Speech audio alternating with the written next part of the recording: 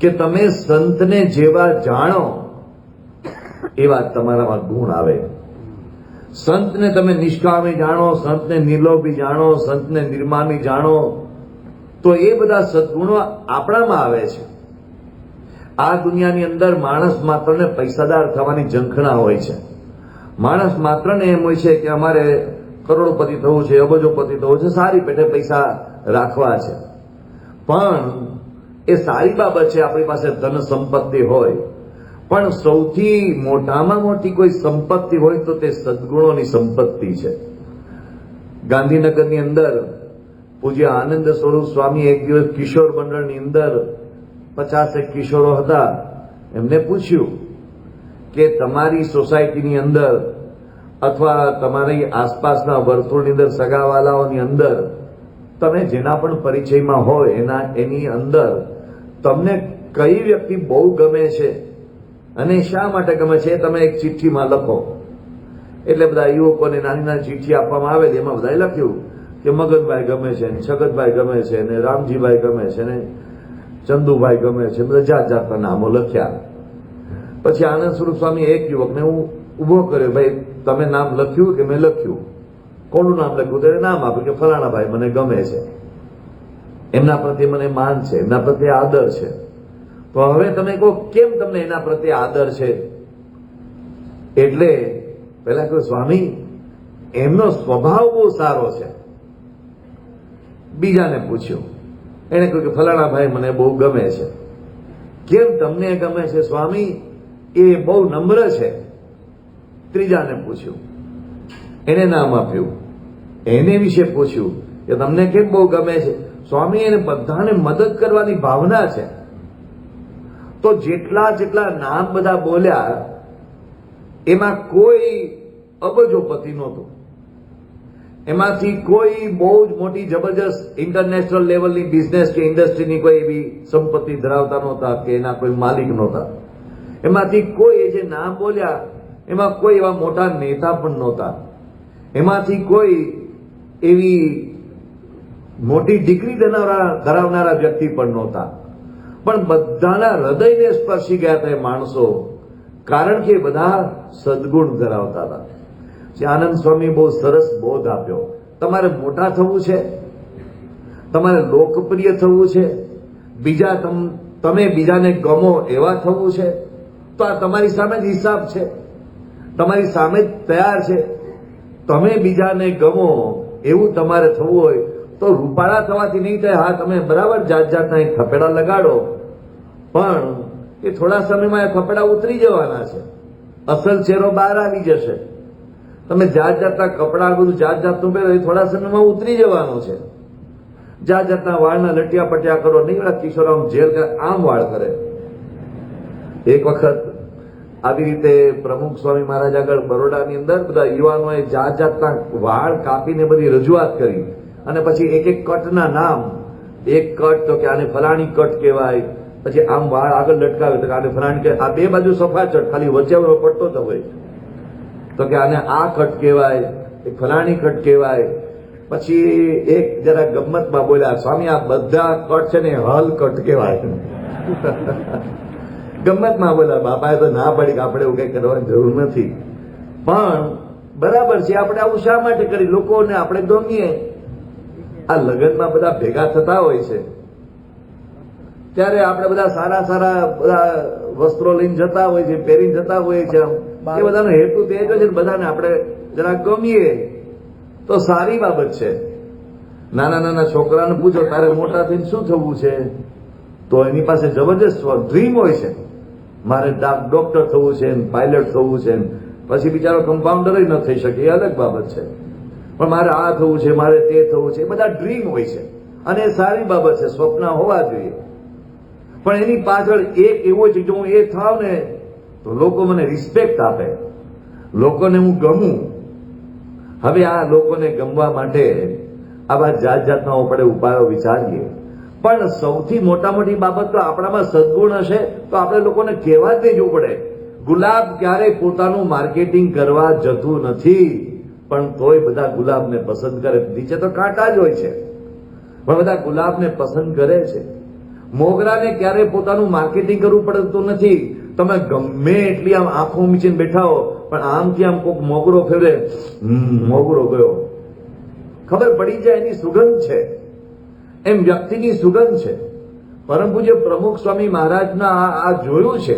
એમણે ક્યારેય પોતાના મોઢાથી પોતાના કોઈ વખાણ કર્યા નથી, પણ આપોઆપ લોકોના હૃદયમાં એમના દર્શનથી પ્રેરણા પ્રાપ્ત થતી, એમના સાનિધ્યથી પ્રેરણા પ્રાપ્ત થતી, એમનો પરિચય, એમની સાધુતા. તો આપણે બધા પણ એવા સદગુણોના મોહતાજ છીએ. આ ભલે બરાબર છે, ક્યારેક આ કિશોરોમાં એવું હોય, બધામાં ભણતા હોય ને એમાં, કે કોઈક સારો ક્રિકેટર આવી જાય તો એમ થાય કે આપણે પણ સારા ક્રિકેટર થઈ જઈએ. કોકે સારી બલ્લેબાજી કરી હોય તો મનમાં થાય કે આપણે પણ તેંડુલકર થઈ જઈએ, અને આપણે પણ શું પેલા વિરાટભાઈ કોહલી થઈ જઈએ, એવી ભાવના જાગે. પછી કોઈ સારો ગાયક આવી જાય, ઓહો આપણે પણ સારા ગાયક થઈ. પછી બાથરૂમમાં જે ગાય તો બહારથી બૂમ પડે, ભાઈ જલ્દી બહાર નીકળો. એટલે એને ગાયક થઈ જવાની ઈચ્છા થાય. ક્યારેક એને વળી બહુ જ મોટા ઉદ્યોગપતિની વાત સાંભળે કે આપણે એ થઈ જવું છે, તો એના વિચારો સતત બદલાતા રહે છે. અને એ પ્રકારે પોતે આમથી આમ દોડ્યા કરે. પેલા જે હરણિયા દોડે ને પતંગિયા દોડે, આમથી આમ દોડ્યા કરે છે. પણ આપણને સ્વામિનારાયણ ભગવાન એક દિશા આપી દે છે. એ બરાબર છે, તમારે જે થવું એ થજો, પણ એક દિશા તો પકડજો જ. એ છે મારે એક આદર્શ વ્યક્તિ થવું છે, એક સારા માણસ થવું છે, એક સારા સત્સંગી થવું છે, ભગવાનને ગમવું એવા મારે થવું છે. મારે સ્વામિનારાયણ ભગવાન રાજી થાય એવા થવું છે. પ્રમુખ સ્વામી મહારાજ મારા ઉપર રાજી થાય એવા થવું છે. મહંત સ્વામી મહારાજ મારા ઉપર રાજી થાય એવા થવું છે. આખી દુનિયાને મારા સદગુણો ગમે એવા મારે થવું છે. હા, ભલે તમે એન્જિનિયર થજો, ડોક્ટર થજો, ચાર્ટર્ડ એકાઉન્ટન્ટ થજો, નેતા થજો, બધું જ થજો, અભિનેતા થજો, જે થવું એ થજો, પણ એક સારા આદર્શ વ્યક્તિ થવું છે. દરેક મા બાપે પોતાના સંતાનને આ શીખવું જોઈએ. બરાબર છે, બાળકને કહેવાનું બેટા તું ડોક્ટર થજે, બેટા તું પાયલોટ થજે, બેટા તું નેતા થજે, જે કેવું એ કહેજો, એની ના નથી. પણ એક શબ્દ આ નાખો, બેટા તારે આદર્શ સત્સંગી થવાનું છે. બેટા તારે પ્રમુખ સ્વામી મહારાજને તું ગમે, મહંત સ્વામી મહારાજને તું ગમે એવા થવાનું છે. પણ એવા કેવી રીતે થવું? આ બધા સદગુણો આવે તો. અને એ સદગુણો લેવા માટે કઈ બજારમાં કોઈ શોપિંગ મોલમાં મળે છે? અહીંયા અમદાવાદમાં હમણાં નવો શોપિંગ મોલ ખુલવાનો છે. તમારે યુવક મિત્રો ઘણી વખત વાત કરો, સ્વામી જબરજસ્ત શોપિંગ મોલ થવાનો છે. એમાં એક સદગુણની દુકાન હશે કે લો 5 કિલો અહંકાર શૂન્યતા લઈ જાઓ, 2.5 કિલો નિર્લોભી પણ લઈ જાઓ. એવી કોઈ શોપિંગ મોલની કોઈ દિવસ વ્યવસ્થા થવાની છે? ઘણી સરસ હોસ્પિટલો છે, દરેક હોસ્પિટલ એ ખરેખર અદભુત કામ કરતી હશે, પણ એવું કોઈ હોસ્પિટલમાં ઇન્જેક્શન અપાતું નથી. ઇન્જેક્શન માર દો, અઠવાડિયા સુધી માન ન આવે. એવું કોઈ ઇન્જેક્શન મળતું નથી, કે એવું કોઈ દવા નથી, કે એવો કોઈ મલમ નથી કે આપણને અપમાન ન લાગે, અથવા તો આપણને લોભ ન જાગે, અથવા તો આપણને ઈર્ષા ન થાય. એવી કોઈ મેડિસિન નથી. તો આ સદગુણો લાવવા ક્યાંથી? તો આ સદગુણો લાવવાનું એક સરનામું છે, આ ગુણાતીત સત્પુરુષ. એ સરનામું છે. એનામાં જે ગુણ છે એનું દર્શન કરો. સ્વામિનારાયણ ભગવાન સહેલો રસ્તો બતાવે છે. એના ગુણનું ચિંતન કરો, એના ગુણનું મનન કરો, એના ગુણનું અધ્યયન કરો. આપોઆપ તમારામાં આવી જશે, કાંઈ કરવાની જરૂર નથી. પરમ પૂજ્ય મહંત સ્વામી મહારાજ પહેલા એક સુંદર ઉદાહરણ આપતા હતા. અહીંયા એક ટાંકી હોય, અને એ ટાંકી 1,00,000 લીટર પાણીની ટાંકી હોય, અને એની બાજુમાં જ તમારું મકાન હોય. અડીને જ તમારું મકાન, ટાંકીની બરાબર બાજુમાં જ મકાન. તો ટાંકીમાં 1,00,000 લીટર પાણી હોય અને બાજુમાં તમારું મકાન હોય, તો તમારા મકાનમાં પાણી આવી જાય? ન આવે. આવે તો ક્યારે આવે? ટાંકીમાંથી તમારા ઘર સુધી કનેક્શન આવવું જોઈએ. એ કનેક્શન આવે તો આપણામાં આવે. એમ આ પ્રમુખ સ્વામી મહારાજ ને મહંત સ્વામી મહારાજ સાથે આપણું કનેક્શન થઈ જાય તો એનું પાણી આપણામાં આવી જાય. એમના સદગુણો આપણામાં આવે. એ કનેક્શનનો રસ્તો કયો? જોડાણનો રસ્તો કયો? એમના ગુણનું મનન, એમનું સ્મરણ, એમનું ચિંતન. આ પ્રમુખ સ્વામી મહારાજના ગુણાનુવાદ ગાઈએ છીએ, કોઈ માર્કેટિંગ નથી. પ્રમુખ સ્વામી મહારાજના ગુણાનુવાદ ગાઈએ છીએ એ કોઈ પ્રચાર નથી. અરે આપણી પોતાની એક આધ્યાત્મિક સાધના છે. વાંચો વચનામૃત, વાંચો ભગવદ્ ગીતા, વાંચો ઉપનિષદ, વાંચો રામાયણ, વાંચો ભાગવત. સાધનાનો સરળ માર્ગ છે. આપણે કોણ સાધના કરવા જઈ શકવાના છીએ? આમાંથી કોને આપણને અત્યારે હિમાલયમાં તપ કરવા જવાની એવી પ્રેરણા થાય એવી છે? અરે આ મહોત્સવમાં સેવા કરવાની જવાની છે ને એમાંય માંડ માંડ આપણે ક્યારેક તો, જો આપ બધા તો તૈયાર છો, મારા જેવાની વાત કરું છું, એમાંય આપણે જરા ગલ્લા તલા કરતા હોઈએ છીએ. તો આ હિમાલયમાં તપ કરવાની વાત ક્યાં રહી? પણ અત્યારે ખરેખર ટાણું છે. હું તો થોડી બીજા વિષયની વાત વચ્ચે વચ્ચે કરતો. અત્યારે ખરેખર ટાણું છે હિમાલયમાં તપ કરવા જઈએ ને જેવું પુણ્ય મળે એવું પુણ્ય મહંત સ્વયં જ આપવા તૈયાર છે. મહોત્સવમાં સેવા કરવા જઈએ લઈ લેવાનું, લાવો છે. સત્પુરુષની મરજીનું ટાણું છે. પણ વાત તો આપણે એ કરતા હતા, સત્પુરુષ સાથે કનેક્શન થઈ જાય તો એ સદગુણ આપણામાં આવે. એનાથી ફાયદો શું થાય? લોકોને ગમીએ તે ભાઈ, લોકોને ગમાડી શું કામ છે? એમાં આપણને શું ફાયદો? કોઈને ગમીએ કોઈને ન ગમીએ એનો તો કઈ હિસાબ માંડી શકાય છે નહીં. અમારા પૂજ્ય સંત સ્વામી ઘણી વખત કહેતા કે ફૂગો ગમે એટલો મોટો ફૂલાયો હોય, ગમે એટલો મોટો ફૂલાવ્યો હોય, પણ એમાંથી હવા કાઢવા માટે શું કરવાનું? એક ટાંકડીનું પંક્ચર પાડવાનું. એક ટાંકડીનું પંક્ચર પડે એટલે હવે બધી હવા બહાર, સેકન્ડ્સમાં બહાર. એમ 50 માણસ આપણને કદાચ તમે બહુ મહાન, બહુ મહાન, બહુ મહાન, પણ 2 માણસ આવીને કહી જાય તું હરામખોર છે એટલે બધી હવા બહાર નીકળી ગઈ, સેકન્ડમાં બહાર, પંક્ચર પડી ગયું. તો આ બધાને ગમાડીને આપણે કરવું? આપણે તો જુદો વિષય છે આપણો. શાંતિ જોઈએ છે. સદગુણથી શાંતિ પ્રાપ્ત થાય છે. આજનો સમય અશાંતિનો છે. આજનો સમય એ દુઃખોનો સમય છે. અનેક પ્રકારના અવગુણોનો સમય છે. એમાં આપણને શાંતિનો અનુભવ થાય છે. એ કેવી રીતે થાય છે? સદગુણોથી શાંતિ થાય છે. પ્રમુખ સ્વામી મહારાજના, મહંત સ્વામી મહારાજના ગુણો આપણામાં આવે તો શાંતિ થાય છે. અને ગુણો લાવવાનો એ માર્ગ છે. એમના ગુણોનું ગાન કર્યા કરીએ. આજે આપણે વિષય લઈને બેઠા છીએ સદગુણ સાગર પ્રમુખ સ્વામી. આ વિષય સદગુણોનો સાગર, એ વિષય ખરેખર એવો છે કે સાગર જેટલો વિશાળ છે. એટલા બધા એમનામાં સદગુણો છે, એટલા બધા સદગુણો છે કે એમાં જેમ જેમ અવગાહન કરતા જઈએ એમ એમ આપણને અનુભવ થાય કે આ ખરેખર અમાપ અને અગાધ છે. એમાં ક્યાંય કોઈ જગ્યાએ નાની એવી ખામી નથી, ક્યાંય કોઈ જગ્યાએ નાની એવી ક્ષતિ દેખાતી નથી. એ પરિપૂર્ણતા છે. આપણે ત્યાં એક પુસ્તક પ્રમુખ સ્વામી મહારાજની 75મી જયંતિએ પ્રકાશિત થયેલું 25 વર્ષ પહેલા, અને પૂર્ણ દિવ્યતા એ પુસ્તકનું નામ પૂજ્ય આનંદ સ્વામી દ્વારા લિખિત. પણ એ પુસ્તકને પૂર્ણ દિવ્યતા, દિવ્યતા તો ખરી, બધામાં દિવ્યતા છે, બેઠેલા કોઈમાં દિવ્યતા નથી એવું નથી. Each soul is potentially divine, Swami Vivekanandji કહેતા. બધા જ દિવ્ય છે, પણ અહીંયા પૂર્ણ દિવ્યતા, એમાં લેશ પણ ઓછું નહીં. એની પ્રસ્તાવનાના પહેલા જ પાના ઉપર પરમ પૂજ્ય મહંત સ્વામી મહારાજે લખ્યું છે, હે પ્રમુખ સ્વામી મહારાજ, ભગવાન તો બધામાં રહ્યા છે, પણ આપનામાં ભગવાન સિવાય બીજું કશું જ નથી. બીજામાં ભગવાન સાથે બીજું બધું પણ છે, આપનામાં ભગવાન સિવાય બધું બીજું કશું જ નથી. એ આ પ્રમુખ સ્વામી મહારાજની વિશેષતા. 100% પરમાત્માનો વાસ. 2000 રૂપિયાની નોટ હોય એ તમે વટાવા જાઓ તો એના 1199 રૂપિયા ના હોય, 2000 એટલે 2000, એ પૂર્ણ છે. એમાં 2000 માંથી તમે 1198 નો આવે. આમ વચ્ચે એક પ્રસંગ મને યાદ આવી ગયો.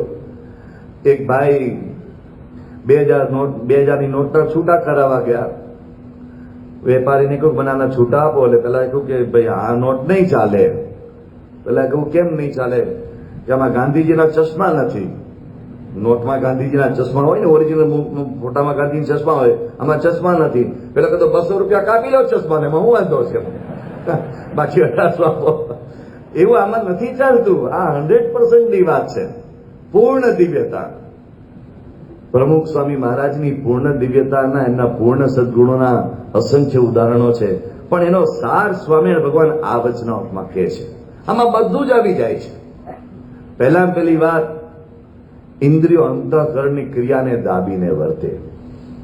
આ બહુ જ અઘરી બાબત છે. પ્રમુખ સ્વામી મહારાજનું આ જીવન ચરિત્ર પ્રકાશિત થયું છે. એમાં પહેલો ભાગ અને બીજો ભાગ આપ સૌએ મોટા ભાગના લોકોએ વાંચ્યો હશે. ન વાંચ્યો હોય તો એની ઓડિયો કેસેટ, એમની ઓડિયો પ્રકાશિત થઈ ચૂકી છે. એ આપણી સંસ્થાની વેબસાઇટ ઉપર પણ છે, આપણી અક્ષર અમૃતમ એપ ઉપર પણ છે. એ સાંભળજો, મફત છે, કઈ પૈસો ખર્ચવા નથી. સાંભળજો, બીજાને સંભળાવજો. પ્રમુખ સ્વામી મહારાજનું ખાલી વિચરણ આ જે અહીંયા સ્વામિનારાયણ ભગવાન કહે છે એની આપને ને મને બધાને પ્રતીતિ થઈ જાય. હિસ્ટોરિક રેકોર્ડ છે, ઐતિહાસિક બધી બાબતો છે. કેવું કેટલું કઠોર વિચરણ કર્યું છે. સાધારણ પણ દેહભાવ હોય તો વ્યક્તિ કોઈ દિવસ આવું વિચરણ કરી શકે નહીં, એની આપને પ્રતીતિ થઈ જશે. અહીંયા સ્વામિનારાયણ ભગવાન એમ કે છે કે એ ઇન્દ્રિયોની ક્રિયાને દાબીને વર્તે.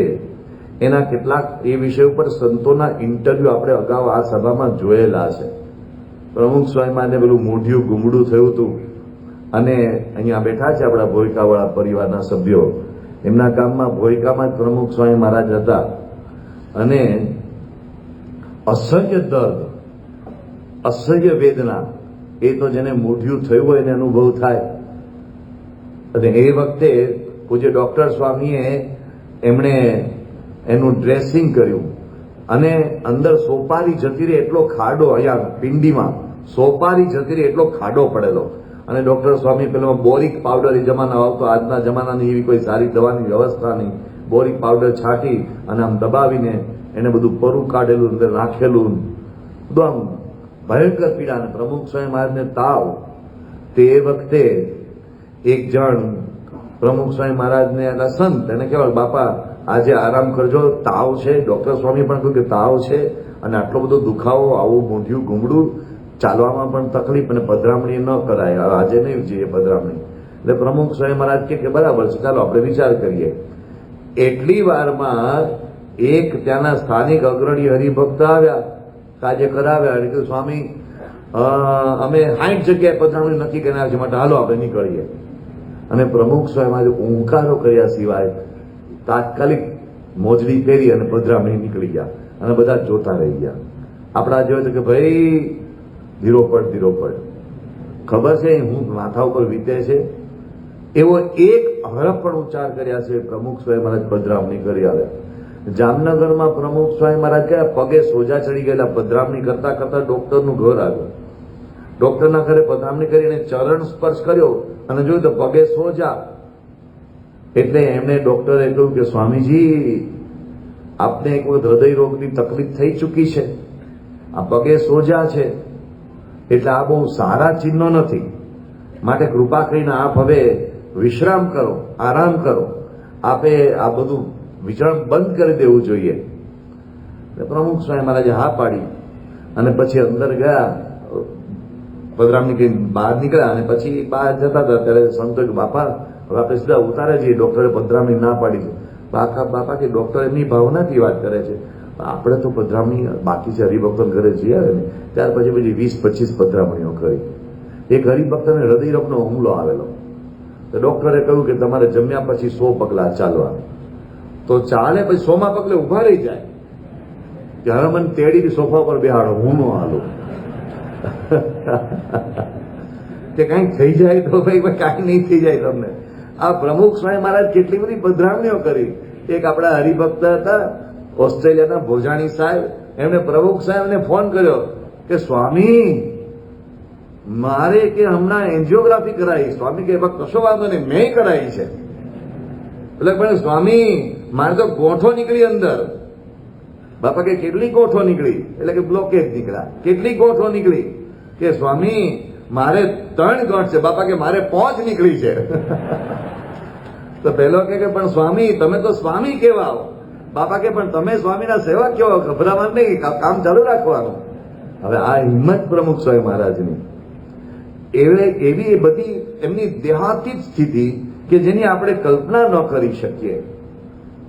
પરમ પૂજ્ય પ્રમુખ સ્વામી મહારાજ માટે મુંબઈના પ્રસિદ્ધ કાર્ડિયોલોજીસ્ટ ડોક્ટર અશ્વિનભાઈને એક વખત પૂછ્યું હતું કે પ્રમુખ સ્વામી મહારાજને તમે વર્ષોથી એક ડોક્ટર તરીકે એમને ટ્રીટમેન્ટ માટે એમને મળો છો, તો તમારો કોઈ વિશેષ અનુભવ?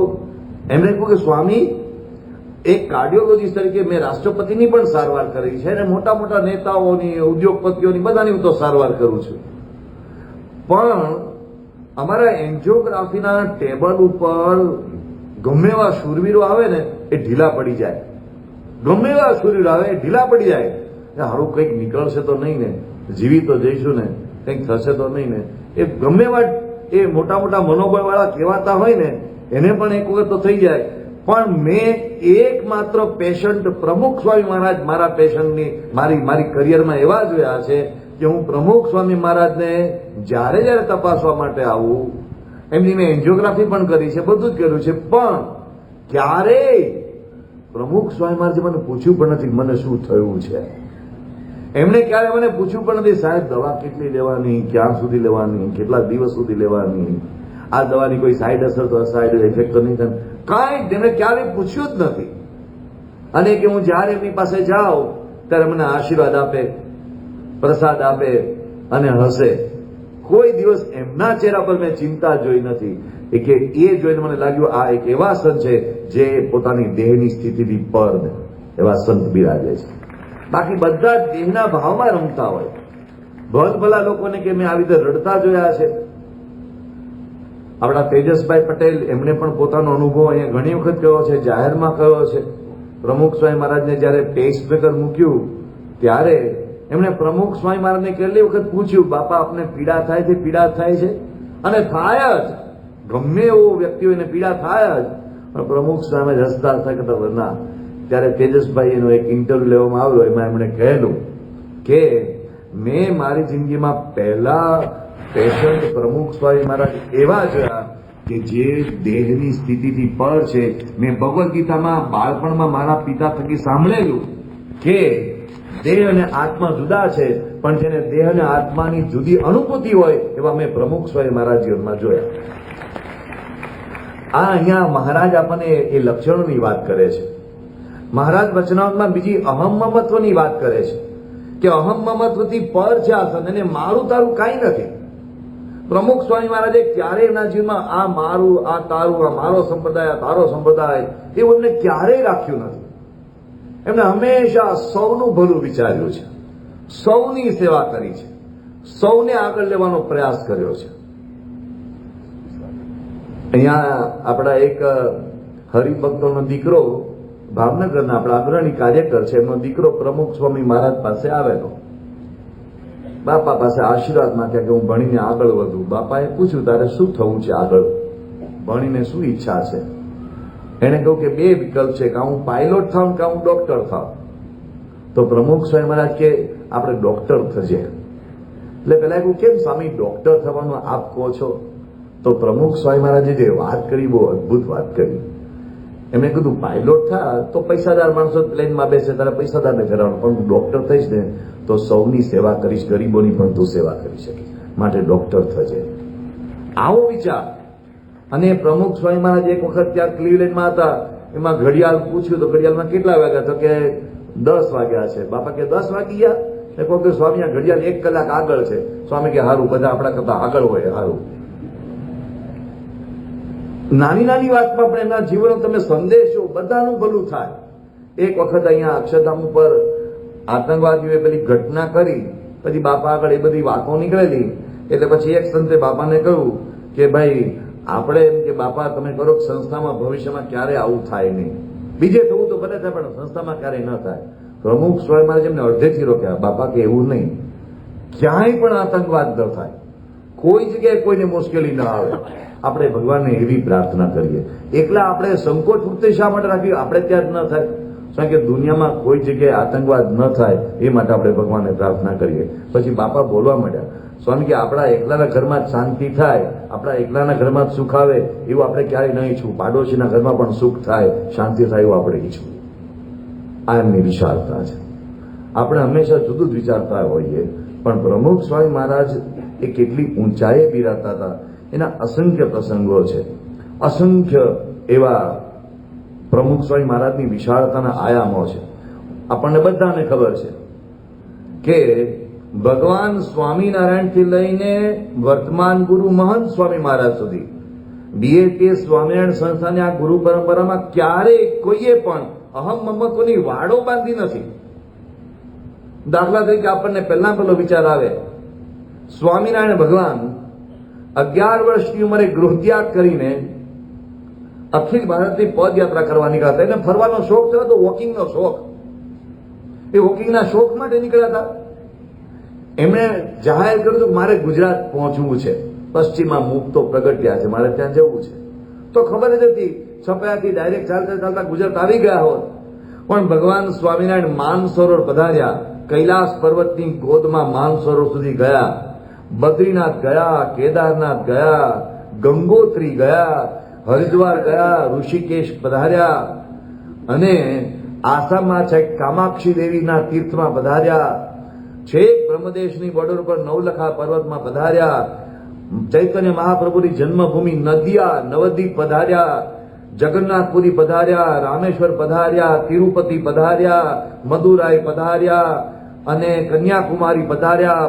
ત્યાંથી પદ્મનાભ સ્વામી જે જનાર્દન પદ્મનાભ ને જનાર્દન બધે બાજુબાજુમાં તીર્થો છે ત્યાં પધાર્યા, નંબે નારાયણ ને છોટે નારાયણ ત્યાં પધાર્યા, પંઢરપુર પધાર્યા જ્યાં ભગવાન રામ ને સુગ્રીવનું મિલન છે તે સુગ્રીવ ટીલા પધાર્યા, ત્યાં આપણે જ્યાં કાર્તિકેયજી તપ કર્યું હતું શબરીમાલા જેવા સ્થાનમાં ત્યાં પધાર્યા.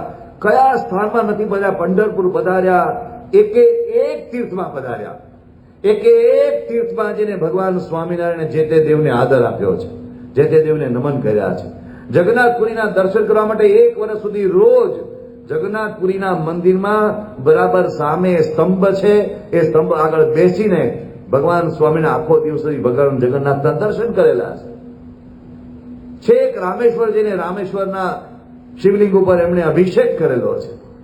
અહીંયા ઉપર કેદારનાથમાં આપણે અભિષેક કર્યો છે. તમે મને કોઈ એક માણસ એવો તો બતાવો કે જે શૈવ અને વૈષ્ણવની બધી તીર્થો એ 200 વર્ષ પહેલા કોઈ કરી ચૂક્યો હોય. ઇતિહાસમાં આપણને એવું ઉદાહરણ જોવા મળતું નથી.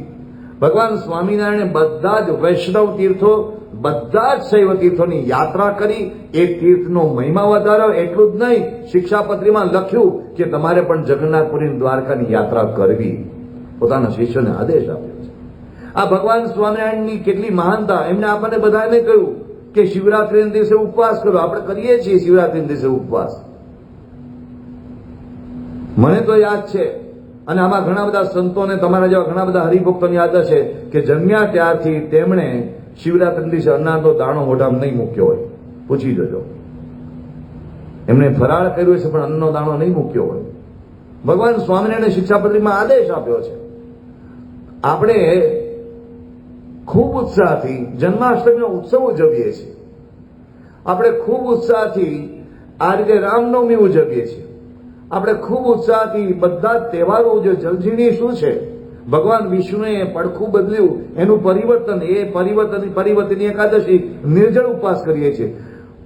બીજા નિર્જળ ઉપવાસ કરતા હશે કે નહીં મને ખબર નથી, પણ આપણે બધા નિર્જળ ઉપવાસ કરીએ છીએ. અરે નાના નાના 4-4 વર્ષના છોકરાઓ જલઝીણી એકાદશીનો નિર્જળ ઉપવાસ કરે છે, કારણ કે ભગવાન વિષ્ણુએ તે દિવસે પડખું બદલેલું. કેટલા બધા આપણે આવા વ્રતોને ઉપવાસ કરીએ છીએ. બધું જ ભગવાન સ્વામિનારાયણની આજ્ઞાને કારણે કરીએ છીએ. શાસ્ત્રીજી મહારાજ, યોગીજી મહારાજ, પ્રમુખ સ્વામી મહારાજ, મહંત સ્વામીની આજ્ઞાને કરીએ છીએ. કેટલી વિશાળતા છે. આપણે ક્યારે એવું નથી કહ્યું કે ભાઈ ઓહો અમારે તો સ્વામિનારાયણ સંપ્રદાયના વ્રતો કરવાના, બાકી અમારે કોઈ લેવા દેવા નહીં. પણ સ્વામિનારાયણ સંપ્રદાય, અક્ષર પુરુષોત્તમ સંસ્થા એ શુદ્ધ સનાતન ધર્મને અનુસરે છે. કારણ કે આ સંપ્રદાય, આ બીએપી સ્વામિનારાયણ સંસ્થા એ ભગવદ્ ગીતા, એ વેદને માને છે, ઉપનિષદોને માને છે, ભગવદ્ ગીતાને માને છે, પુરાણોને માને છે, રામાયણ મહાભારતને માને છે, અને તમામ અવતારો આચાર્યોને આદર આપે છે, અને તમામ એવા મહાન દેવતાઓને પણ આદર આપે છે. આપણે બધા જ જાણીએ છીએ પરમ પૂજ્ય પ્રમુખ સ્વામી મહારાજે કેટલા વર્ષોથી જળજીણી એકાદશીના દિવસે અન્યત્ર ગણપતિના પૂજન કર્યા છે, હનુમાનજીના પૂજન કર્યા છે. એક પણ કાળી ચૌદશ પ્રમુખ સ્વામી મહારાજના જીવનમાં એવી નહીં ગયો કે જે કાળી ચૌદશ એમને હનુમાનજીનું પૂજન નહીં કર્યું હોય. ગોંડલમાં હોય તો ગોંડલમાં અવશ્ય હનુમાનજીનું પૂજન કરવા પ્રમુખ સ્વામી મહારાજ અવશ્ય પધારે, જ્યાં હોય ત્યાં પધારે. એમણે કેટલા બધા અવતારોની પ્રાણ પ્રતિષ્ઠાઓ કરી છે. બીએપીએસ સ્વામિનારાયણ સંસ્થાનું એક મંદિર એવું નહીં મળે જ્યાં રાધા કૃષ્ણ હોય કે હનુમાનજી કે ગણપતિની પ્રતિષ્ઠા ન થઈ હોય. તો આવી એક વિશાળ ભાવના સાથે મારું તારું કર્યા સિવાય પ્રમુખ સ્વામી મહારાજે આપણને બધાને એક આદર્શ સનાતન ધર્મનો માર્ગ ચીંધ્યો છે. આપણને બધાને ખબર છે કે બરોડાની અંદર સર્વેશ્વર મહાદેવનું જ્યારે ત્યાંના સ્થાનિક બધા એ લોકોએ આયોજન કર્યું ત્યારે બધા મૂંઝાયા હતા, કારણ કે આવી ભવ્ય શિવ પ્રતિમા સુરસાગર સરોવરની વચ્ચે પધરાવવાની અને એ મૂર્તિ તો પધરાવવાની વાત થઈ ગઈ નક્કી, પણ એ મૂર્તિની સાથે બીજી ભગવાન શિવની અષ્ટ પ્રતિમાઓ પધરાવવાની, 12 ફૂટ ઊંચી મૂર્તિ પધરાવવાની હતી. હવે આટલી ઊંચી પ્રતિમાઓ જેને કંડારવા માટે આપેલી એ ના પાડી દીધી કે હું નહીં પહોંચી વળું, મારાથી નહીં થાય. એટલે બધા મૂંઝાયા. ત્યાંના એક અગ્રણી યોગેશભાઈ પટેલ એમએલએ હતા, ધારાસભ્ય હતા, એની સાથે આખી સમિતિ હતી. બધા પ્રમુખ સ્વામી મહારાજ પાસે આવ્યા અને પ્રમુખ સ્વામી મહારાજને કહ્યું કે સ્વામી અમે હવે જરા મૂંઝાઈ ગયા છે, આમાં મારે માર્ગ શું કાઢો? ત્યારે પ્રમુખ સ્વામી મહારાજે દિલ્હીના અક્ષરધામનું કાર્ય પૂરવેગમાં ચાલતું હતું, એનો પ્રાણ પ્રતિષ્ઠા ઉત્સવ આવતો હતો. પ્રમુખ સ્વામી મહારાજે હર્ષદભાઈ ચાવડાને ફોન કરીને કીધું પિંડવાડામાં કે આપણે દિલ્હી અક્ષરધામના કાર્યનું નિર્માણ કાર્ય જે ચાલી રહ્યું છે એ ભલે થોડું મોડું થાય પણ પેલા ભગવાન શિવની 8 પ્રતિમા 12 ફૂટની ઘડી આપો, આપણે એ જોઈએ છે. એટલું જ નહીં, બાપાએ પેલા હરિભક્તોને યોગેશભાઈ બધા એકદમ પૈસાની ચિંતા નહીં કરતા, એ અમે કરીશું. અચ્છા, મજાની વાત તો એ કે એ બધું થઈ ગયું પછી પ્રાણ પ્રતિષ્ઠા ઉત્સવ કેવી રીતે કરવો એની મૂંઝવણ હતી એ બધાને. પ્રમુખ સ્વામી મહારાજે કહ્યું અમારા સ્વયંસેવકો તમારા ઉત્સવમાં આવશે, બધી જ વ્યવસ્થા કરશે, જમાડવાની વ્યવસ્થા કરશે, દર્શનની વ્યવસ્થા કરશે અને વડોદરામાં સૌથી મોટામાં મોટી શિવ પ્રતિમાની પ્રાણ પ્રતિષ્ઠા પરમ પૂજ્ય પ્રમુખ સ્વામીના તળકમળ દ્વારા થઈ. એમણે ક્યારે એવું નથી કહ્યું કે ભાઈ ના ના ના હું આ ન કરું. કેટલા રામજી મંદિર, કેટલા શિવ મંદિર, કેટલા કૃષ્ણ મંદિર એની પ્રાણ પ્રતિષ્ઠા પ્રમુખ સ્વામી મહારાજના હસ્તે થઈ છે. પ્રમુખ સ્વામી મહારાજ અંતર્ધાન થયા ત્યારે એક સભા બેંગ્લોરમાં થયેલી.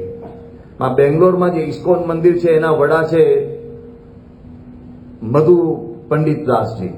એ મધુ પંડિત દાસજી બોલતા બોલતા રડી પડ્યા, જાહેરમાં રડી પડ્યા. એ કહે છે કે હું શું પ્રમુખ સ્વામી મહારાજની વાત કરું?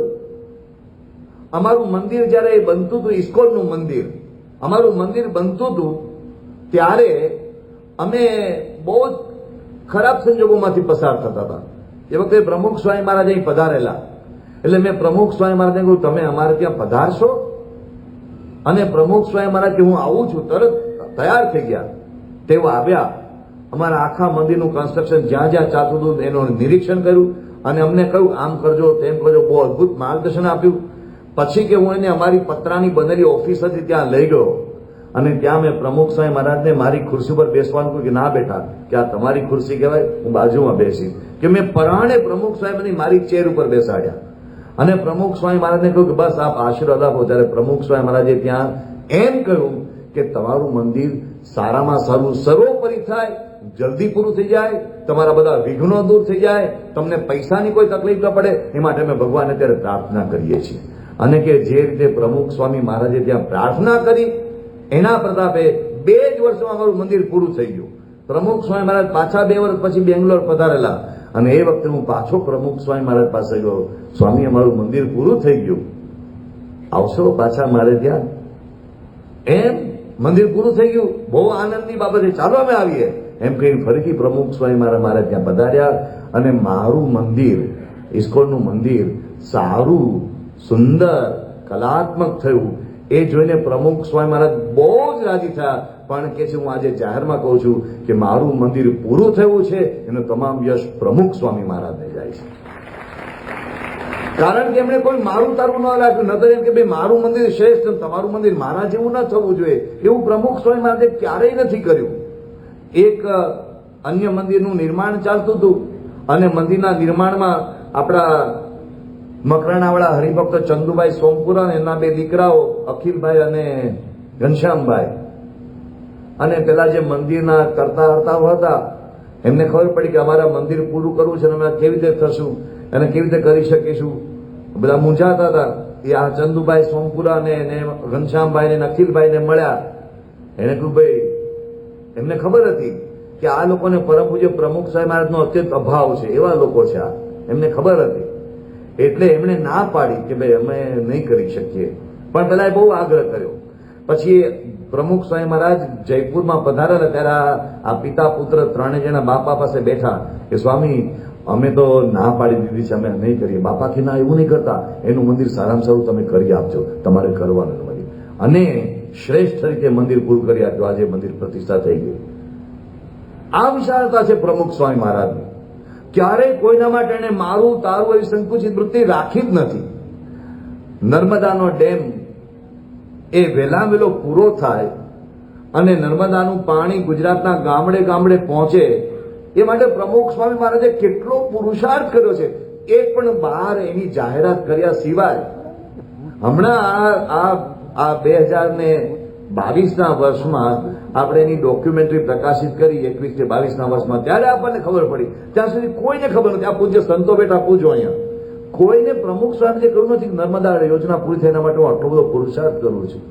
આ ડોક્યુમેન્ટરી પ્રકાશિત થઈ ત્યારે જોયું તો આપણે દંગ થઈ જઈએ. કેમ? ગામડે ગામડે પ્રમુખ સ્વામી મહારાજ વિચર્યા છે. ગુજરાતનું ભાગ્યે જ કોઈ ગામડું એવું હશે કે જે પ્રમુખ સ્વામી મહારાજની ચરણરજથી પાવન નહીં થયું હોય. ગામડે ગામડે પ્રમુખ સ્વામી મહારાજ ઘૂમ્યા છે અને ગામડે ગામડે એમણે જોયું કે લોકો બિચારા દુઃખી છે, પાણી વિના ટળવળે છે, પાણી વિના કેટલા બધા યુદ્ધો થાય છે. પેલી ગાગર ને હાંડાની લાઈનો લાગે છે, ડોલોની લાઈનો લાગે છે, પણ લોકો પાણી વિના ટળવળે છે, પશુઓ ટળવળે છે. એ દયાથી દ્રવીને પ્રમુખ સ્વામી મહારાજ આ મોરબીનો ડેમ પૂરો થાય ને નર્મદાનો ડેમ સરદાર સરોવર ડેમ પૂરો થાય અને નર્મદાના નીર ગામડે ગામડે પહોંચે એના માટે પુરુષાર્થ કરતા. કેટલો બધો પુરુષાર્થ કર્યો, જબરજસ્ત પુરુષાર્થ કર્યો. અને એનો યશ લેવાની લેશ પણ વૃત્તિ નહીં. એટલે નરેન્દ્રભાઈ મોદી એ જયારે અહીંયા ગાંધીનગર અક્ષરધામના 25 વર્ષ પૂરા થયા ત્યારે એમણે પ્રવચનમાં કહ્યું હતું કે નર્મદા યોજના પૂરી થઈ એનો સૌથી વધારે સંતોષ ને આનંદ કોઈને હશે તો એ પ્રમુખ સ્વામી મહારાજને હશે. કારણ કે ગામડે ગામડે પાણી પૂછે. એ હંમેશા સૌનું ભલું વિચારે, સૌનો ઉત્કર્ષ વિચારે. તો જયારે નર્મદાની આ યોજના થતી હતી એ વખતે એક મંદિર ડૂબમાં જતું હતું, હાંફેશ્વર મહાદેવનું મંદિર. અને એ મંદિરના જે મહંત હતા એ સમયના મહંત, એ ના પાડતા હતા ભાઈ મારું મંદિર ડૂબમાં હું જવા નહીં દઉં, તમે ડેમની ડિઝાઇન બદલો, ડેમનો પ્રવાહ બદલો, જે તમારે કરવું એ કરો, પણ મારું મંદિર હું ડૂબમાં નહીં જવા દઉં. એટલે એ સમયના ગુજરાતના મુખ્યમંત્રી, ગુજરાતના ધુરંધરો એ મહંત પાસે વારે વારે વિનંતી કરી થાક્યા, પણ મહંતજી માનતા નહોતા. એ કે ભાઈ મને સરકારના વચનોમાં વિશ્વાસ નથી. એટલે બધા પ્રમુખ સ્વામી મહારાજ પાસે આવ્યા. ત્યારે પ્રમુખ સ્વામી મહારાજે કહ્યું કે આપણે મહંતજીને સમજાવીશું. પ્રમુખ સ્વામી મહારાજે મહંતજીને મળ્યા, એ મહંતજીને સમજાવ્યું. મહંતજી કે પણ આ સરકાર અમને એમ કે તમારું નવું મંદિર બનાવી દઈશ, પણ આ સરકાર ક્યારે બોલે કરે અમને કઈ વિશ્વાસ નથી આવતો. પ્રમુખ સ્વામી મહારાજે કહ્યું તમારું હાંફેશ્વર મહાદેવનું શિવજીનું મંદિર હું બાંધી આપીશ. અને તમને જાણીને આશ્ચર્ય થશે, માત્ર ને માત્ર પ્રમુખ સ્વામી મહારાજના વચન ઉપર મહંતજી તૈયાર થયા કે આપ બોલો છો તો મને વાંધો નથી. અને પ્રમુખ સ્વામી મહારાજે અહીંયા અક્ષયમુનિ સ્વામી કદાચ સભામાં બેઠા હશે અથવા તો અન્યત્ર સેવામાં હશે ક્યાંક, પરમ પૂજ્ય પ્રમુખ સ્વામી મહારાજે અક્ષયમુનિ સ્વામીને કહ્યું કે તમે કોઈ પણ હિસાબે આ મંદિર પૂરું થાય એના માટે પ્રયાસ કરો. એટલે આપણી સંસ્થાની પ્લાનિંગ સેલની ટીમ એમાં લાગી અને મંદિર હતું એના કરતા પણ સારું કરવાનું બાપાએ કહ્યું. સુંદર મંદિર કરી આપ્યું, પણ એની પ્રતિષ્ઠા એક થઈ ગઈ હતી, દ્વાદશ જ્યોતિર્લિંગની પ્રતિષ્ઠા બાકી રહી ગઈ હતી. પેલા અમને ઈચ્છા હતી પ્રમુખ સ્વયંના કરકમલો દ્વારા કરવું છે, પણ એ ન થઈ શક્યું. તો હમણાં ગઈ શિવરાત્રીએ પરમ પૂજ્ય મહંત સ્વામી મહારાજે સંકલ્પ પૂરો કર્યો અને દ્વાદશ જ્યોતિર્લિંગ એમને પ્રતિષ્ઠા કરી આપી.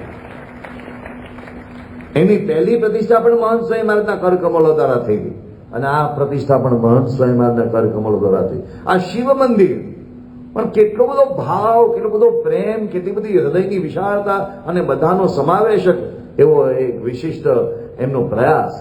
તો આ એક વિશિષ્ટ સદગુણ સ્વામિનારાયણ ભગવાન વચનાવતમાં કહે છે, આવા જે સંત છે તેમાં અહમ મમત્વ નથી હોતું. આ હું અને આ મારું. આ ડોક્ટર એપીજે કલામ એ પ્રમુખ સ્વામી મહારાજને અમથા નહોતા કહેતા કે તમે મારામાંથી પણ અહમ અને મમત્વ દૂર કર્યા, કારણ કે એમનામાં નહોતા પ્રમુખ સ્વામી મહારાજમાં અહમ અને મમત્વ. આજે લોકો નાની નાની વાતમાં એકબીજા સાથે ઉતરી પડે છે. પ્રમુખ સ્વામી મહારાજ ઉપર કેટલા બધા માછલા ધોવાયા, કેટલા બધા લોકોએ એમના અપમાન કર્યા, વગર વાકે અપમાન કર્યા, પણ પ્રમુખ સ્વામી મહારાજે હંમેશા એમનું ભલું ઈચ્છ્યું છે, બધાનું સારું થાય એવું ઈચ્છ્યું છે, બધાનું ભગવાન રૂડું કરે એવી પ્રાર્થનાઓ કરી છે. આ પ્રમુખ સ્વામી મહારાજના જીવનના જ્યારે આપણે આ બધા પાસાઓ જોઈએ ત્યારે આપણને એમ લાગે કે આ ગુણાતીત સંતની જે ખરેખર વિલક્ષણ બાબત છે એ અહીંયા દેખાય છે. આવા મહાપુરુષનો આપણે શતાબ્દી ઉજવવા જઈ રહ્યા છીએ. કેટલી બધી પ્રેરણાઓ આપી એમણે, કેટલા બધા અનેક એવા આદર્શ માર્ગો આપણને એમણે ચિંત્યા છે. આ માર્ગે તમે ચાલો, આ માર્ગે ચાલો. તમે ખાલી વિચાર કરો, પ્રમુખ સ્વામી મહારાજને બાળ ઉત્કર્ષ પ્રવૃત્તિ, તમે જો એના ઉપર પ્રસંગો જુઓ, એની વિગતો સાંભળો, એની વિગતો વાંચો, એનું તમે સંશોધન કરો તો તમે દંગ રહી જાઓ અને આપણને એમ જ લાગે કે પ્રમુખ સ્વામી મહારાજે આખી જિંદગી બાળ ઉત્કર્ષ પ્રવૃત્તિ જ કરી લાગે છે. પ્રમુખ સ્વામી મહારાજને પત્ર લેખન, આપણી પાસે હરિભક્તોના જે પત્રો અહીંયા સંગ્રહાલયમાં છે, તમે જુઓ તો આપણને આશ્ચર્ય થાય. તમને એમ લાગે આપણે આખી જિંદગી પત્રો જ લખ કર્યા હશે. પ્રમુખ સ્વામી મહારાજને રાહત કાર્યો, તમે વિચાર કરો કે મોરબી ડેમ 79માં તૂટ્યો હતો, 79ની 11મી ઓગસ્ટે. ત્યારે આ સંસ્થાની ફૂટપ્રિન્ટ કેટલી નાની, સાવ નાની ફૂટપ્રિન્ટ. ત્યારે તે સમયના ગુજરાતના મુખ્યમંત્રી બાબુભાઈ જસભાઈને ખાતરી હતી કે પ્રમુખ સ્વામી મહારાજને કહીશું તો આ મોરબીમાં જે લોકોને દુઃખ આવ્યું છે એની સેવાએ ઉપાડી દેશે. અને પ્રમુખ સ્વામી મહારાજે રેડિયો પર જાહેરાત કરી અને આપણા સ્વયંસેવકો ત્યાં દોડ્યા અને જે બાપા પોતે ત્યાં ગયા એનું અત્યારે વિગતે વર્ણન કરતો નથી, પણ પ્રમુખ સ્વામીએ જે કેવા કષ્ટો વેઠીને ત્યાં મોરબીમાં જઈને બધાને બળ આપ્યું, આ કર્યું તે કર્યું એ તો બરાબર, પણ બધાના મનમાં એક શંકા હતી કે આ મોરબીના ડેમ તૂટવાને કારણે અનેક લોકોના અપમૃત્યુ થયા છે, એ બધાને સદગતિ કેવી રીતે પ્રાપ્ત થશે. ત્યારે પ્રમુખ સ્વામી મહારાજ સ્પેશિયલ ડેમ ઉપર ગયા અને ત્યાં પ્રમુખ સ્વામી મહારાજે ધૂન કરી કે આમાં જેટલા લોકો અપમૃત્યુ પામ્યા છે એ બધાની સદગતિ થાય, એ બધાને ભગવાન મોક્ષ આપે. એમના મોક્ષથી માંડીને એમના ઘર સુધી, એમના ધંધા વેપાર રોજગારથી માંડીને એમના ખાવા ખોરાકીના એવા બધા આયોજનો સુધી ઠેર ઠેર પ્રમુખ સ્વામી મહારાજે કાર્ય કર્યું. એમને ભૂકંપ રાહત કરી. એમાં ક્યારે એવું નથી કહ્યું આ સ્વામિનારાયણ સંપ્રદાયનું નથી ના, આની સેવા ન કરાય. હમણાં આપણે ઓક્સિજન કોવિડના સમયમાં ચારે બાજુ પ્રોવાઈડ કર્યો, કેટલો ઓક્સિજન આપણે આપ્યો, કેટલા ઓક્સિજન કોન્સન્ટ્રેટર્સ આપ્યા. ત્યારે ક્યારેય પ્રમુખ સ્વામી મહારાજે કે મહંત સ્વામી મહારાજે કે બીએપી સંસ્થા એવું નથી કહ્યું કે આ સ્વામિનારાયણ સંપ્રદાય નથી આને ઓક્સિજન નહીં આપવાનો. અરે ભાઈ, ગમે તે વ્યક્તિ હોય, ગમે ત્યાંનો હોય, આપો એને ઓક્સિજન આપો, આપો એને ખાવા પીવાનું આપો, આપો એની વ્યવસ્થા આપો, લીલા શાકભાજી આપો. કેટલી સેવા કરી છે મારું તારું કર્યા સિવાય. એક કચ્છના ગામની અંદર એક ખાસ સમુદાય વસે છે. એ જે ખાસ સમુદાય વસે છે એના માટે કેટલાક લોકોને જરા અણગમો હતો, એટલે એમને આ પ્રકારની રાહત સામગ્રી ન વેચવી એવું કેટલાક લોકોનું મંતવ્ય હતું. પ્રમુખ સ્વામી મહારાજે કહ્યું મારું તારું વેરો આંતરો રાખવો નથી, આપણે બધાને આપણે આપવું છે. સહજાનંદની સુરત છે. સૂર્ય ક્યારે એમ નથી કે હું આના ખેતરમાં મારો પ્રકાશ પાથરું, આના ખેતરમાં પ્રકાશ ન પાથરું. સૂર્ય બધાને પ્રકાશ આપે છે, વરસાદ બધે જ વરસે છે, એ કોઈ વેરો આંતરો રાખતો નથી. એમ બાપાએ કહ્યું કે સ્વામિનારાયણ ભગવાન કહ્યું તો સહજાનંદી સૂરજ, બધાને આપણે વેચારો, આપણે કોઈ વેરો આંતરો રાખવાનો નહીં. આ હૃદયની વિશાળતા સાથે અમને કાર્ય કર્યું છે. અને આ કાર્ય કર્યા પછી પણ એનો યશ લેવાની વૃત્તિ નહીં. હા, ઘણા લોકો એક સ્વાભાવિક મનુષ્ય સ્વભાવ છે કે ભાઈ હું કામ કરું છું તો મને યશ તો મળવો જોઈએ, એવી સ્વાભાવિક તે લોકોની ભાવના હોય. એ ભલે હોય, એની આપણે ના પણ પાડતા નથી, સૌની રીતે જે વિચારતા હોય તે. પણ પ્રમુખ સ્વામી મહારાજની ખાસિયત એ કે આપણે યશ પણ લેવો નથી. અને બાપા ખાસ કહેતા કે આપણે બીજાને દેખાડવા માટે નથી કરતા, આપણે તો ભગવાનને રાજી કરવા માટે કરીએ છીએ, લોકોનું ભલું થાય એના માટે કરીએ છીએ. એક પ્રસંગ યાદ આવી ગયો. 2011માં પ્રમુખ સ્વામી મહારાજને ગુરુ પૂર્ણિમાએ 1108 એમના જીવનની પૂર્ણિમાઓ પૂર્ણ થતી હતી. એટલે પૂજ્ય યોગીચરણ સ્વામીને વિચાર આવ્યો કે પ્રમુખ સ્વામી મહારાજ એ 1108 પૂર્ણ ચંદ્ર એમના જીવનમાં જોઈ ચૂક્યા છે.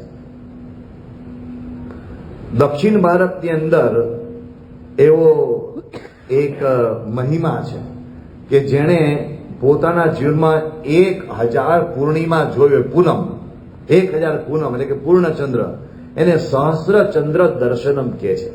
એ સહસ્ર ચંદ્ર દર્શનમ જેના જીવનમાં હોય એનો ત્યાં મહિમા, એનું પૂજન, એની આરતી અને એનું સન્માન જાત જાતનું થાય. દક્ષિણની પરંપરા એ પૂજ્ય યોગીચરણ સ્વામીને ખબર.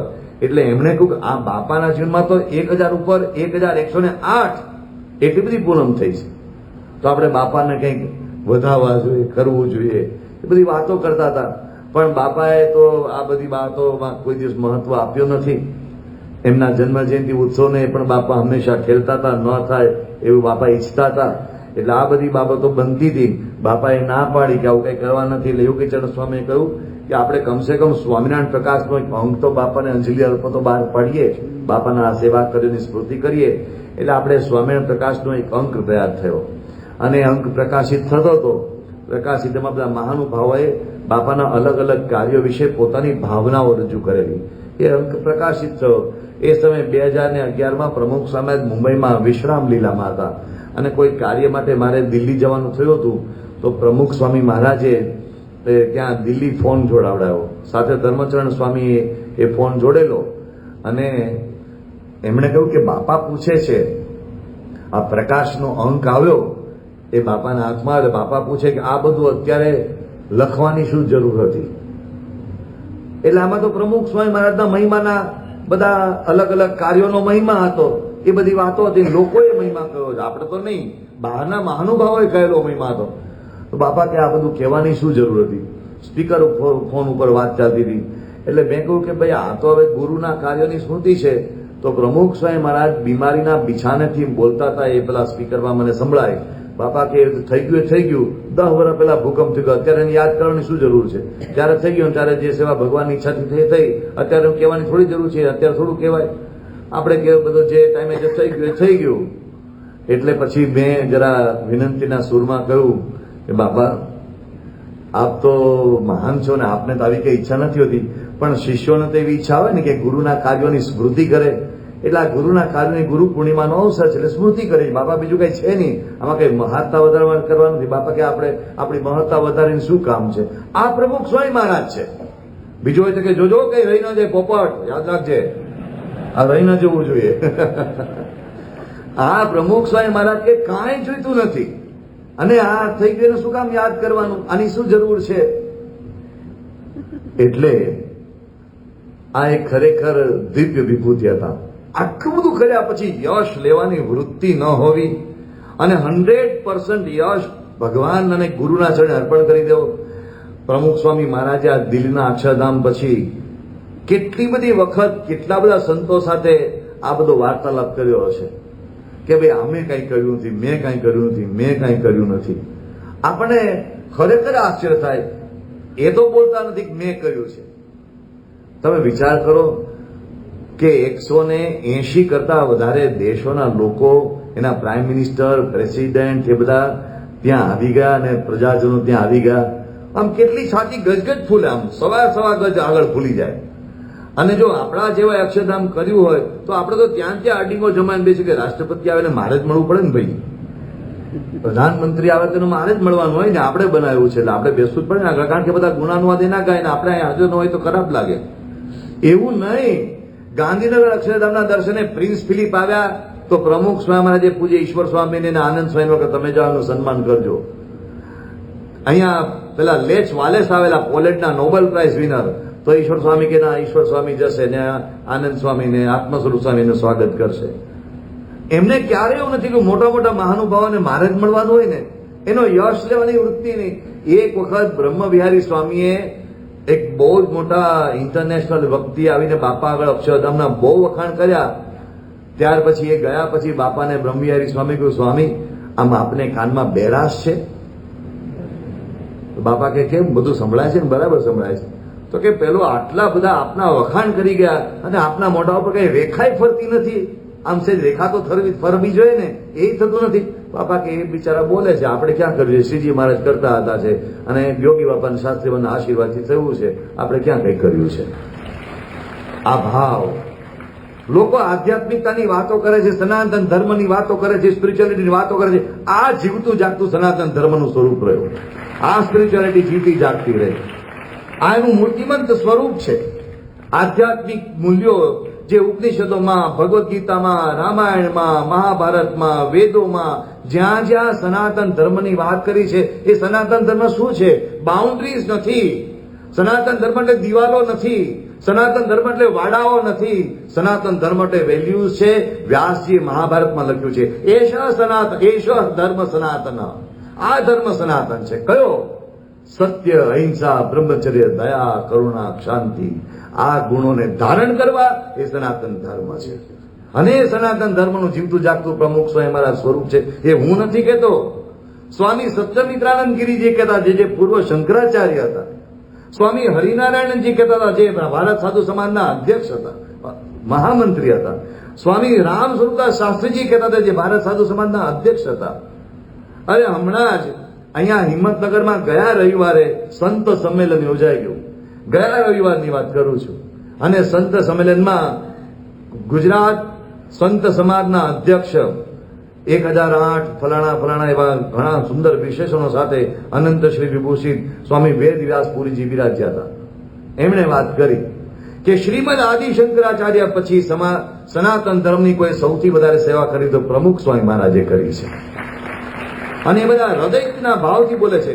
ગોવિંદદેવ ગિરિજી મહારાજ રામ જન્મભૂમિ મંદિરનું અત્યારે જે નિર્માણ કાર્ય ચાલી રહ્યું છે એનું સૂત્ર સંભાળી રહ્યા છે.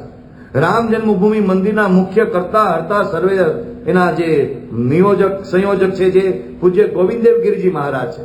પૂનામાં હમણાં 2 અઠવાડિયા પહેલા સભા થઈ ત્યારે પૂજ્ય ગોવિંદદેવ ગિરિજી મહારાજે જાહેરમાં કહ્યું હતું કે શંકરાચાર્યજી કેવા હશે એની આપણને ખબર નથી.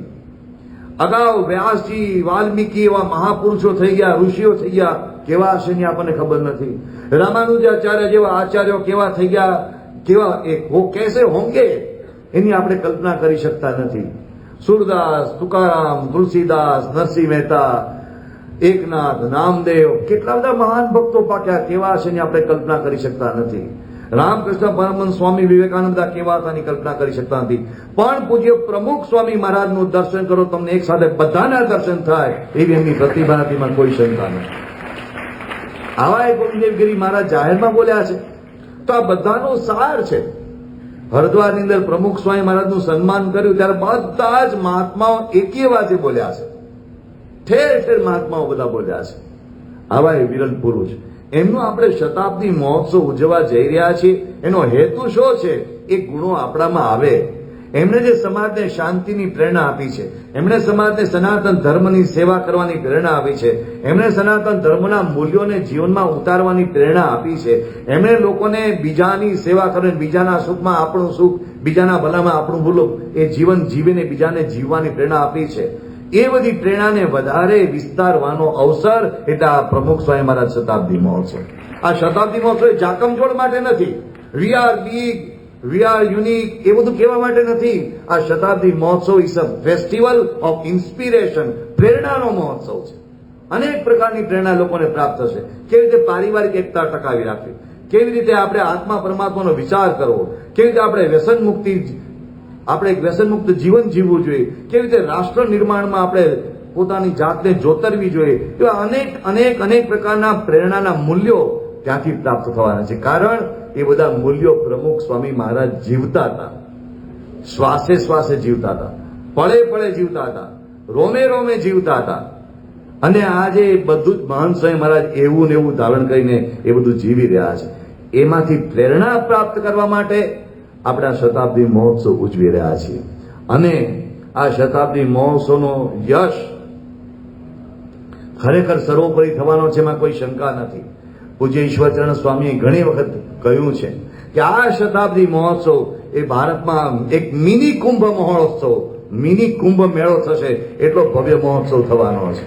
કારણ કે એમાં અનેક સંતો, આચાર્યો, મહંતો, એવા મહાન સંતો પધારવાના છે, એવા અનેક એવા ધુરંધર બધા રાષ્ટ્રના લોકો પધારવાના છે, દુનિયામાંથી પધારવાના છે, દર્શનાર્થીઓ લાખોની સંખ્યામાં આવવાના છે, બધાને ત્યાંથી પ્રેરણા પ્રાપ્ત થવાની છે. તો આ એક મિની કુંભ જેવો જે મહોત્સવ થવાનો છે, ગંગા જમનાની બધી ત્યાં અનુભૂતિ થશે. એવા આ મહોત્સવનો યશ કોને આપવો જોઈએ? તો પહેલો યશ તો આપણે ભગવાન સ્વામિનારાયણને પ્રમુખ સ્વામી મહારાજને આપીશું કે એમણે આપણી વચ્ચે અવતરીને આપણને આ બધી પ્રેરણા આપી. પણ બીજો યશ આપવાનો હોય તો આપણા જેવા બધા હરિભક્તોને અને સ્વયંસેવકોને છે. આ મહોત્સવને સાકાર બનાવવાનું કામ, પ્રમુખ સ્વામી મહારાજને સાચી અંજલિ અર્પવાનું કામ એ જે સ્વયંસેવકો ત્યાં સેવા કરી રહ્યા છે એ બધાને જાય છે. ગયા રવિવારે અહીંયા થોડીક પ્રસ્તુતિ થઈ હતી. કેવા સંજોગોમાં હરિભક્તો સેવા કરી રહ્યા છે. અને અહીંયા બેઠેલા કેટલાય હરિભક્તો એવા છે કે જેમણે નક્કી કર્યું છે દિવાળીનું વેકેશન શતાબ્દી મહોત્સવ માટે અર્પણ કરવાનું છે. આપમાંથી ઘણા હરિભક્તોએ નક્કી કર્યું હશે અને કેટલાકે નક્કી ન કર્યું હોય તો આજે નક્કી કરી લેજો. અને તમારા સંતાનો જે કોલેજમાં ભણતા હોય બધાને કહી રાખજો કે બેટા, શતાબ્દી મહોત્સવ આપણા જીવનમાં એક જ વખત આવવાનો છે. પ્રમુખ સ્વામી મહારાજના ચરણે અંજલિ અર્પણ કરવાનો એક જ વખત અવસર આવે છે. માટે યાહોમ કરીને પડો આગે આ શતાબ્દી મહોત્સવમાં દિવાળી વેકેશન ત્યાં અર્પણ કરી દેવું છે. તો તમારા બાળકો, તમારા જે યુવાનો હોય બધાને ખાસ એ પ્રેરણા આપજો. અને આપણે તો છીએ જ, ઘણા લોકો એવા આપણા હરિભક્તો છે, આખા કુટુંબ ઘરે તાળું મારીને આ મહોત્સવમાં દિવાળીના વેકેશનમાં 15 દિવસ આવી જવાના છે. એમના ધર્મપત્ની પણ આવવાના છે, પુત્ર પુત્રી પણ આવવાના છે, અને પોતે પણ આવી જવાના છે. તો આવી બધાની સમર્પણની ભાવના છે. અને હજુ પણ આ ભાવનાનો આપણે ઠેર ઠેર ભાવાવેશ દેખાય છે. અને એમાં પણ આપણે તો યજમાન થઈને બેઠા છીએ. અને આપણે બધા જાણીએ છીએ કે કન્યાના બાપને સૌથી વધારે ભાર હોય. કારણ કે ત્યાં લગ્ન થાય ને જાન જ્યાં આવવાની હોય, હવે તો ખબર નથી બધું એવું હોય છે કે નહીં, પણ જૂના જમાનામાં એવું હતું કે જેના ઘરે માંડવો હોય એટલે કે જે કન્યાનો બાપ હોય એને જાનને સાચવવાનું, પાછા પોતાના સગાવાલાનું ટેન્શન હોય. એમાં અમદાવાદ સત્સંગ મંડળને સૌથી વધારે માટે ભાર છે. કારણ કે શતાબ્દી મહોત્સવના યજમાન અમદાવાદ સત્સંગ મંડળને એનો યશ જાય છે. અમદાવાદ સત્સંગ મંડળને સેવા મળી. અને આપણે માટે ખરેખર સૌભાગ્ય છે કે ભગવાન સ્વામિનારાયણ દ્વિશતાબ્દી મહોત્સવ એવું નથી કે બીજા ના પાડે છે. ઠેર ઠેર સત્સંગ મંડળો કે છે કે અમને મુંબઈ વાળા કે અમારે ત્યાં ઉજવો, વડોદરા વાળા કે અમારે ત્યાં શતાબ્દી ઉજવો, આણંદ વાળા કે અમારે ત્યાં શતાબ્દી ઉજવો. પણ અમદાવાદનું સૌભાગ્ય કે ભગવાન સ્વામિનારાયણ દ્વિશતાબ્દી મહોત્સવ પ્રમુખ સ્વામી મહારાજે અમદાવાદમાં ઉજવ્યો. ગુણાતીતાનંદ સ્વામી દ્વિશતાબ્દી મહોત્સવ અમદાવાદમાં ઉજવ્યો. યોગીજી મહારાજનો શતાબ્દી મહોત્સવ અહીંયા બાજુમાં ગાંધીનગરમાં ઉજવ્યો. આ બધા જ મહોત્સવ પ્રમુખ સ્વામી મહારાજે અમદાવાદમાં ઉજવ્યા. સંસ્થાનો શતાબ્દી મહોત્સવ પણ અમદાવાદમાં ઉજવ્યો. અને એ જ શૃંખલામાં આપણા અહોભાગ્ય આ પ્રમુખ સ્વામી મહારાજનો શતાબ્દી મહોત્સવ અમદાવાદમાં આવ્યો. હવે કોઈ કચાશ રહી ન જાય એ જવાબદારી આપણા સૌની છે. હવે ક્યાંય સેવામાં આપણી પાછી પાની ન થાય એ જવાબદારી આપણા સૌની છે. એટલે મહંત સ્વામી મહારાજ આ વખતે બોલ્યા હતા છેલ્લે અહીંયા જ આ મંચ ઉપરથી બે જ શબ્દ, મંડી પડો. એટલે આપણે હવે મંડી પડવાનું છે. પરમ પૂજ્ય પ્રમુખ સ્વામી મહારાજને રાજી કરવા માટે, એમને આપણા તરફથી યત્કિંચિત અંજલિ અર્પવા માટે, જેમણે પોતાની આખી જિંદગી ઘસી નાખી છે, એમને રાજી કરવા માટે, અંજલિ અર્પવા માટે, અને એના સાક્ષાત સ્વરૂપ પરમ પૂજ્ય મહંત સ્વામી મહારાજનો આ સંકલ્પ છે. આ શતાબ્દી મહોત્સવ ઉજવવાનો સંકલ્પ કોનો? મહંત સ્વામી મહારાજનો છે. એટલે એમને રાજી કરવા માટે આ રીતે આપણે સેવા કરીશું. તો સાચા આત્મા સદગુણ સાગર પ્રમુખ સ્વામી એ આપણે એમને સમજ્યા કહેવાય. પ્રમુખ સ્વામી મહારાજ સદગુણોના સાગર ખરા, પણ એ સાગરનું એક બુંદ આપણામાં આવે એ બહુ જ મહત્વનું છે. સાગરની એક જળ જેટલી આચમની પણ આપણે લઈ શકીએ તો એ આપણે ખરેખર એમાં ખૂબ ખૂબ ખૂબ જીવનમાં શાંતિ અને સુખનો અનુભવ કરીશું. પરમ પૂજ્ય પ્રમુખ સ્વામી મહારાજે અને મહંત સ્વામી મહારાજે જે અદ્ભુત આપણને પ્રેરણા આપી છે એ પ્રેરણાને અહીંયા સાકાર કરવાનો આ અવસર છે. એક ભાઈને એક જ્યોતિષીએ કહ્યું કે ભાઈ તમારી કુંડળીમાં પૈસા બહુ લખ્યા છે. કુંડળી, જ્યોતિષી કુંડળી બનાવે ને, તમારી કુંડળીમાં પૈસા બહુ લખ્યા છે. પેલા ભાઈએ કહ્યું કે એ તો બરાબર છે, પણ કુંડળીમાંથી ખિસ્સામાં ને બેંકમાં કેવી રીતે ટ્રાન્સફર થાય એ શીખવો. કુંડળીમાં પડવાનું મારે કંઈ કામ નથી. એમ આપણે આ બધી સદગુણોની વાતો બધી જાત જાતની કરીએ, આવા અમારા ગુરુ મહાન ને આવી એની મહાન પણ બધી વાતો કરીએ, પણ આપણામાં ટ્રાન્સફર થાય તો એ વાત બધી સાચી પડે, એ વાત સાચી અનુભવાય. આ પ્રમુખ સ્વામી મહારાજ શતાબ્દી મહોત્સવ એટલે પ્રમુખ સ્વામી મહારાજના ગુણો, એમના દિવ્ય વ્યક્તિત્વના અલગ અલગ પાસાઓ એ આપણામાં સાકાર કરવાનો આ ઉત્સવ છે. આપણે પ્રમુખ સ્વામી મહારાજ મય થઈ જઈએ, મહંત સ્વામી મહારાજ મય થઈ જઈએ, એનો આ ઉત્સવ છે. તો મહારાજ સ્વામીના ચરણમાં પ્રાર્થના કરીએ કે સદગુણ સાગર પ્રમુખ સ્વામી વંદન કરીએ શિરનામી. એ આખી દુનિયા ગાય છે, એ દુનિયામાં આપણો સ્વર પણ એક્શન યુક્ત સ્વર બની જાય. બાપા રાજીને રાજી થઈ જાય એવી સેવા, એવો સત્સંગનો લાભ, એવું જીવન જીવીને આપણે કૃતાર્થતાનો અનુભવ કરી શકીએ, એ જ એમના ચરણોમાં પ્રાર્થના. સ્વામિનારાયણ ભગવાનની જય.